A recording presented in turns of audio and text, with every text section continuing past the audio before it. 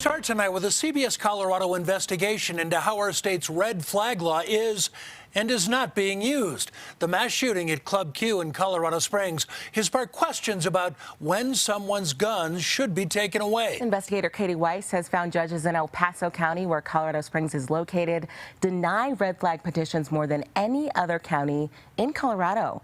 Katie joins us live tonight. Now, Katie, how and when judges implemented this law varies across the state. Yes, state data I obtained show El Paso County judges have denied 38 petitions for temporary and year-long petitions to take guns away from potentially dangerous people since the law took effect in January 2020. That's more than any other county across the state. It's been almost a week since 5 people were killed and 17 others injured in a mass shooting at Club Q in Colorado Springs. The accused shooter allegedly had a run-in with police just a year ago. This is your boy. I've got the outside. Look at that. They got a beat on me. You see that right there? Got their rifles out. If they breach, I'm a blow it to holy hell. But charges were dropped. The case was sealed, and a former neighbor says guns remained available. He got his guns back legally. He showed them to me. Many have asked about why the state's red flag law didn't warrant a petition to take their guns away, even just temporarily.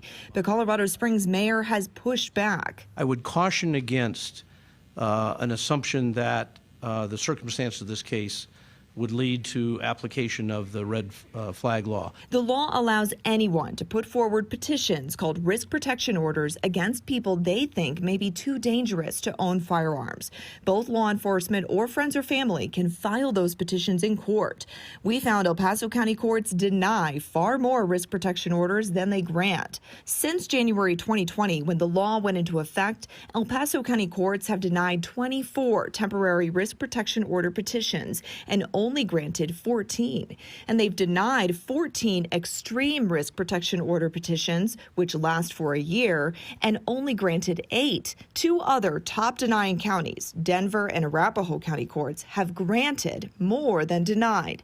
Denver courts have denied 11 ERPO petitions and granted 76, and Arapahoe County courts have denied 5 ERPO petitions and granted 7. These extreme risk protection orders have the ability to take people's rights away from them. And those hearings are important. And we have to trust in the fact that the judges are looking at these. They're going through the specific merits of each case. Arapahoe County Sheriff Tyler Brown says ERPOs can be a life-saving tool. The likelihood of successfully harming somebody increases exponentially when you involve a firearm.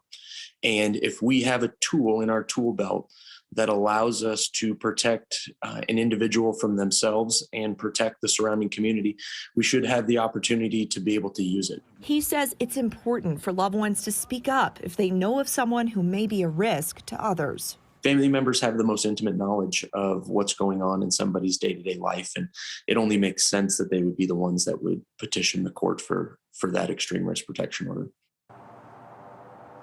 Now, we reached down to El Paso County courts, the sheriff's office, and the DA for comment, but so far we've not heard back. Unlike the Arapahoe County Sheriff's Office, however, the El Paso County Sheriff has been vocal in the past against red flag laws. Reporting live in Arapahoe County, I'm Katie Weiss, covering Colorado First. Katie, thank you so much for that live report. Now, beyond investigations, Katie is our reporter committed to covering the stories impacting Arapahoe County. If you have a story idea, feel free to send it her way. Richard